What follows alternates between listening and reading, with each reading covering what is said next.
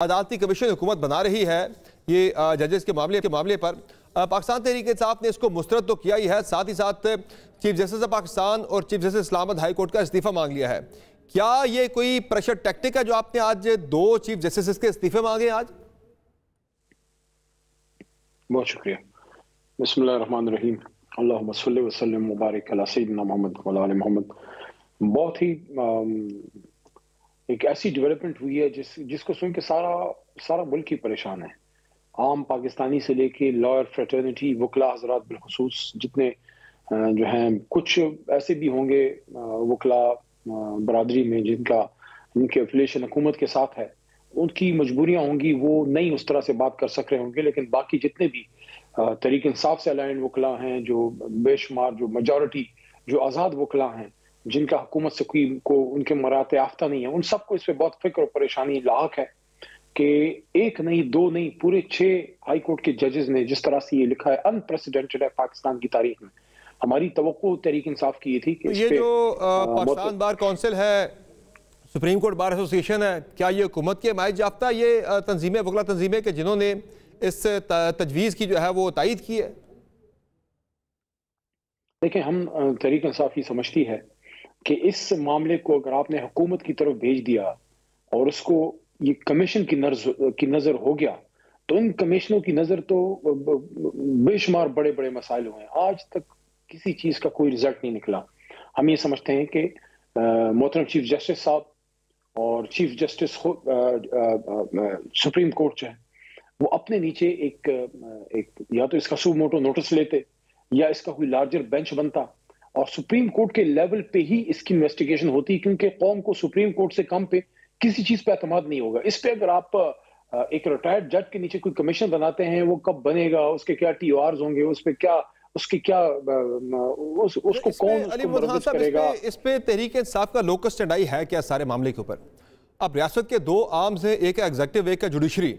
दोनों ने मुशावरत करके बैठ के इस मामले पे इत्तफाक राय कर लिया कि एग्जीक्यूटिव की जो मुदाखलत है जुडिशरी के मामलात के अंदर, उस पर एक रिटायर्ड जज पर मुश्तमिल तहकीकाती कमीशन बने। वो दोनों राजी हो गए इस चीज़ के ऊपर, वकला तंजीमें भी राजी, सुप्रीम कोर्ट बार एसोसिएशन इस पर राजी है, पाकिस्तान बार काउंसिल इस पर राजी है। तहरीक इंसाफ मुस्तरद कर रही है किस हैसियत में? तहरीक इंसाफ इस हैसियत में मुस्तरद कर रही है कि कौम की तर्जुमान तहरीक इंसाफ है। कौम ने इमरान खान को, तहरीक इंसाफ को वोट दिया है, 2/3 से ज्यादा वोट हमें पड़ा है। और हमारे साथ सबसे बड़ा जुल्म हमारे साथ हुआ कि जो मैंडेट की चोरी हुई है, जो डाका पड़ा है, स्टोलन मैंडेट जो, और उसके साथ साथ मुल्क के सबसे बड़े लीडर को जिन केसेस में सजाएं दी गई हैं, इन जज हजरात की इस लेटर के बाद क्या ये बात बिल्कुल अज़र मिन शम्स नहीं है, बिल्कुल clear writing on the wall नहीं है कि ये सजाएं सारी पॉलिटिकल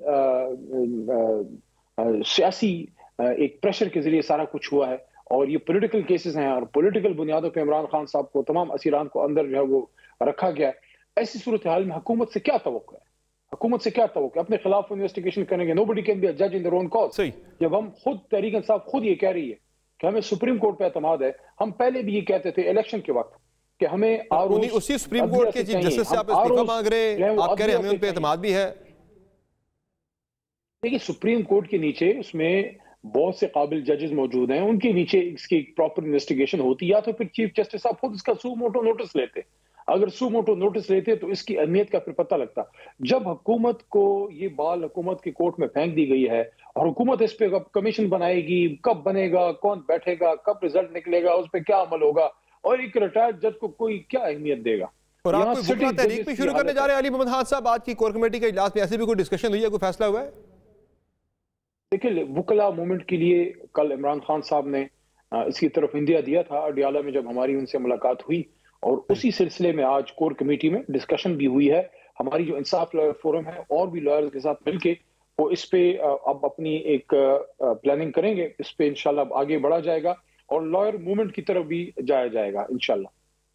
लेकिन दोबारा से बात यह कि लॉयर्स मूवमेंट में जाने के लिए जो वकला तंजीमें, उनका बड़ा इंपॉर्टेंट रोल होता है। Supreme Court bar association, Pakistan bar council, वकला की 2 बड़ी तंजीमें जो हैं वो तो इस राय की हामी है कि ठीक हुआ ये सारा कुछ इस मामले पे, वो यानी कि एग्रीड है, वो तायद कर रही है कि जो कमीशन बना है रिटायर्ड जज की सरबराही में बन रहा है, वो इसकी तायद कर रही है, कोई मुखालफत नहीं है वहां से इसकी।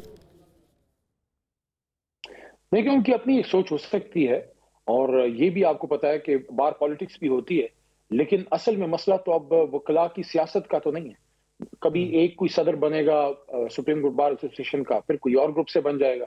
इसी तरह पाकिस्तान बार काउंसिल की सिचुएशन है, उसमें लोग आते जाते रहते हैं, कभी किसी और जमात से लाइन होते हैं, कभी हुकूमतों से होते हैं, कभी अपोजिशन से होते हैं। मसला तो अब सियासत से बढ़कर रियासत का बन गया है कि अगर इतने बड़े लेवल पे सबसे बड़े जो हाई कोर्ट्स में एक बहुत ही बड़ा मुस्तनद नाम है इस्लामाबाद हाई कोर्ट का, और इसके सीनियर तरीन जजेस इस तरह का इल्जाम लगा रहे हैं, तो इस पे क्या हम हक बजानिब नहीं है कि इसकी इन्वेस्टिगेशन भी उसी आला फोरम से हो जिस आला फोरम से पूरी कौम की तवक्को है, वह सुप्रीम कोर्ट ऑफ पाकिस्तान। अच्छा, ये जो आपने इस्तीफे मांगे चीफ जस्टिस ऑफ पाकिस्तान का और chief justice Islamabad high court का, ये सिर्फ क्या बस एक अलामती आपका एक मुतालबा है या इसको आप एक्टिवली परस्यू करेंगे? और जब आप इस्तीफे का मुतालबा कर रहे हैं chief justice Islamabad high court से, तो उनके पास आपके बहुत सारे खान साहब के केसेस लगे हुए हैं, तो क्या उन केसेस में भी फिर आप उनके सामने पेश नहीं होंगे या वो पेश होते रहेंगे, साथ साथ इस्तीफे का मुतालबा भी करते रहेंगे? देखिए, इसको वकला, हमारी जो सीनियर वकला की टीम है, वो इसको देखेंगे कि उन केसेस के साथ अब वो किस तरह आगे बढ़ेंगे, कि क्या वो मोहतरम चीफ जस्टिस साहिबान से दरख्वास्त करेंगे रिक्यूज करने की, या उसको वहां प्लीड करेंगे। फिलहाल मोहतरम इस्लामाबाद हाई कोर्ट के जो चीफ जस्टिस साहब हैं, उनके सामने तो केस अभी चल रहा है। उसी सिलसिले में कल अडयाला में इमरान खान साहब से मुलाकात भी हुई थी, और उसी वजह से कल जो एक सीनियर लॉयर हैं मोहतरम लतीफ खोसा साहब, वो एक केस में नहीं गए थे, बल्कि वो खान साहब से हिदायत लेने गए थे, और उन हिदायत की रोशनी में अब हमारी लॉयर टीम और खोसा साहब उस केस को अब डील करेंगे। इस वजह से कल एक बेल लगी हुई थी, जिसमें खोसा साहब बेल पे जाने के बजाय वो अडयाला गए थे इमरान खान साहब से डायरेक्शन लेने कि उनसे हिदायत ली जाए। वो उनसे हिदायत लेने गए थे कि क्या उस केस में अब चीफ जस्टिस साहब के सामने वो पेश हों, या वो आगे किसी और जज के सामने उसको पुट करने की दरख्वास्त करें। फिलहाल वो वहां पे चीफ जस्टिस के सामने वो फिलहाल पेश होंगे, क्योंकि कल हमारे वकला पेश हुए हैं। अभी नेक्स्ट पेशी पे क्या सूरत हाल बनती है उसका फैसला तो बाद में आएगा, लेकिन फिलहाल सिचुएशन यही है कि हम समझते हैं कि ये जो 6 जजेस का लेटर है, इसकी प्रॉपर सबसे टॉप फोरम इन्वेस्टिगेशन होनी चाहिए। रिटायर्ड जज के पास एक कमीशन में जब ये बात चली जाएगी, ये बात हमें लगता है, हमें खतरा है, ये सख्त खाने में चली जाएगी। अच्छा, चूंकि काफी सारे केसेस लगे हुए हैं chief justice Islamabad high court के पास खान साहब के, तो क्या उन केसेस में खान साहब के लिए, अपनी पार्टी के लिए रिलीफ लेने के लिए कोई दबाव में लाने की टैक्टिक तो नहीं है, ये जो आपने मुतालबा किया है इस्तीफे का chief justice Islamabad high court से? नहीं, क्या दबाव में क्यों लाएंगे? हम तो खुद इस चीज के खिलाफ हैं जो इन जज साहिबान के साथ हुआ है। हम तो ये, हमारी तो ये तवक्को थी और पूरी कौम ये तवक्को रखती थी कि ये मोहतरम जज साहिबान अगर मोहतरम chief justice Islamabad high court के नॉलेज में चीजें लाए थे, तो उसी वक्त अगर ये हैंडल हो जाता तो शायद उनको सुप्रीम जुडिशल काउंसिल को खत ही ना लिखना पड़ता। बहरहाल ये हम सब के लिए एक बहुत बड़ा अलमिया है कि जो लोग इंसाफ देने वाले हैं उनको आज खुद इंसाफ चाहिए, और जिस लेवल की के इल्जामात उस लेटर में हैं, वो तो इंसान को सोच के ही परेशान हो जाता है कि इन जज साहिबान को किस तरह के मसाइल का सामना था। बहरहाल अली मोहम्मद साहब, मेरा जो नाकस सा मेरा जो इल्म है या मेरा जो तजुर्बा है थोड़ा सा, वो तो ये बताता है कि हाफ हार्टेडली जब आप एक इस्तीफ़ा भी मांग लेंगे, हाफ हार्टेडली आप केसेस में पेश भी होते रहेंगे, तो ना आपको इधर को फ़ायदा होना, ना आपको वहाँ को फ़ायदा होना है। बहरहाल इस पर अब मुझे ये बता दें कि तहरीक इंसाफ का मामला सिर्फ अदलिया के साथ नहीं बल्कि वफाक के साथ भी लगता है फिर से उलझा जा रहा है। आज असद कैसर साहब का मुतालबा मैंने देखा, जो उन्होंने किया, अली मीन गन्नापुर को ये तजवीज़ दी है कि वो वफाकी हुकूमत के साथ राब्ते ख़त्म कर दें। ये पार्टी की ये राय है ओवरऑल, ये राब्ते ख़त्म करने के बारे से, या ये जस्ट एक असद कैसर साहब की उनकी अपनी राय है? नहीं, मेरा नहीं ख्याल इस पे कोई पार्टी में कोई इस तरह कोई डिस्कशन हुई है इस मामले पे कि वो राब्ते ख़त्म कर दें, क्योंकि वज़ीर आला गंडापुर साहब ने जो मुलाकात की है, या जो सूबे के मामलात पे वफाक से ताउन कर रहे हैं, तो अपने सूबे के मफाद में ही कर रहे हैं, ताकि अगर वहाँ के अवाम के जो हकूक हैं, खासकर जो महसूलात हैं, 1500 से लेकर कोई 1700 अरब के बीच में जो महसूलात हैं, सारी चीज़ों का असर खैबर पख्तूनख्वा की अवाम पे पड़ेगा। तो अगर गंडापुर साहब सारे राब्ते मुनक़ते कर दें तो उसका नुकसान ज्यादा खैबर पख्तूनख्वा के अवाम को होगा। तो मेरे तो ख्याल में जो गंडापुर साहब जो अपने सूबे के मामलात चला रहे हैं, वो इमरान खान साहब के मशवरे से चला रहे हैं। उनकी 1-2 मुलाकातें भी हुई हैं, और मेरे ख्याल में अब हाल ही में दोबारा भी मिलने लगे हैं।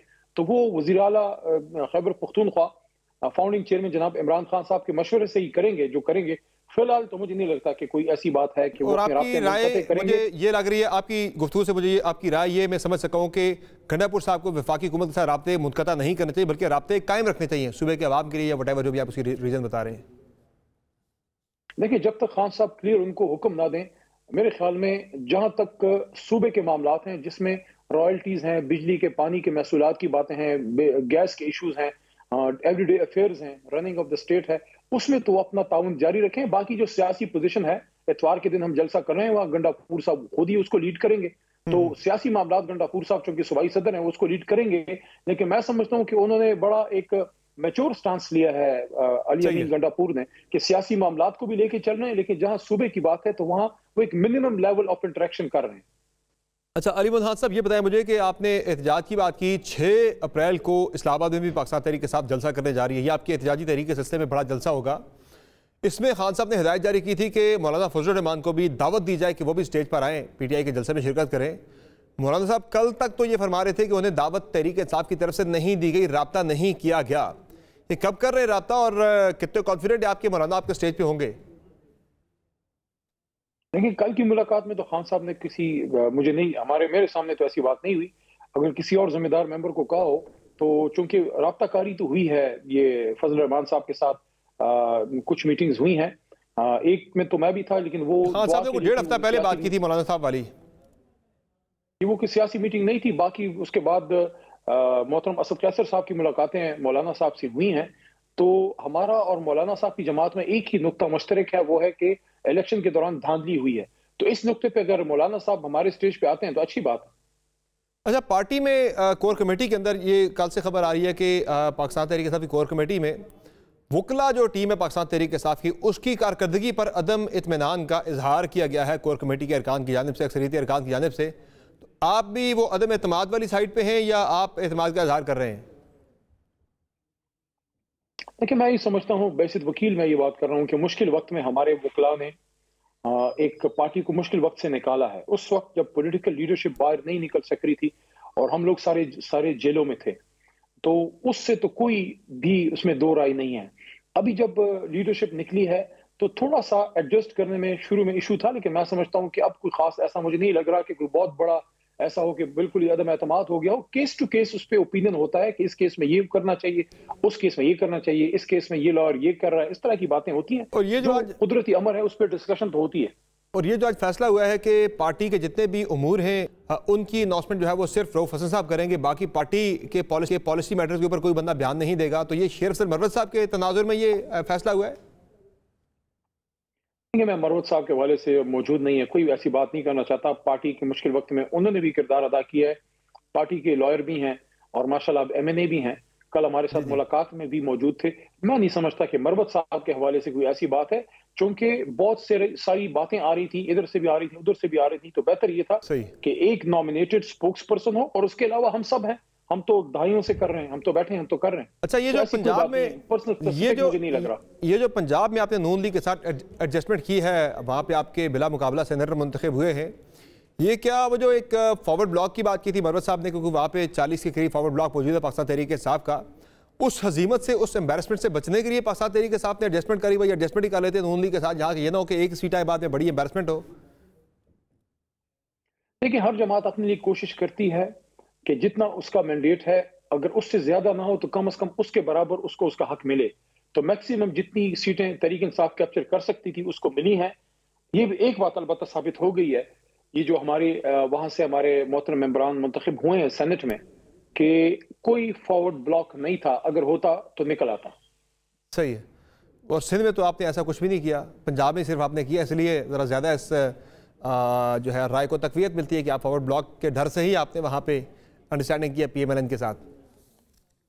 डर तो बहुत से लोगों को बहुत सौ का है, डर तो बहुत से लोगों को इमरान खान साहब का है, जो उस मर्द और को अडयाला में फेंका हुआ है, उस कौम के लीडर को। तो डर तो किसका नहीं है। और फाइनली जितने मुंह उतनी बातें। फाइनली ये जो मामला अली बदहान साहब, ये आप KP असम्बली का इजलास नहीं बुला रहे, वहाँ जो नौ मुंतखब अरकान हैं स्पेशल सीट्स के ऊपर जो आपके हिस्से की बनती थी, अब वो ज़ाहिर है अदालती फैसला है, इलेक्शन कमीशन का फैसला भी है, वो बाकी जमातों को मिलनी है। लगता है कि सदर के इंतखाबात इलेक्शन कमीशन भी कह चुका है कि मुलतवी करेंगे हम, अगर ना हुआ वहाँ पे इजलास ना बुलाया गया, हल्फ ना हुआ अगर अरकान का, तो फिर बुला लेंगे इजलास, फिर इसका मतलब है अदालत के हुक्म की तामील की जाएगी। सिर्फ इल्तवा इसलिए है कि सुप्रीम कोर्ट में हमारी टीम जारी है, वहां से रिलीफ अगर मिलता है तो वेल एंड गुड, अगर रिलीफ नहीं मिलता, जो पेशावर हाई कोर्ट, मोहतरम हाई कोर्ट हुक्म करेगी, हमारी सूबाई हुकूमत उस पर मानवान अमल करेगी।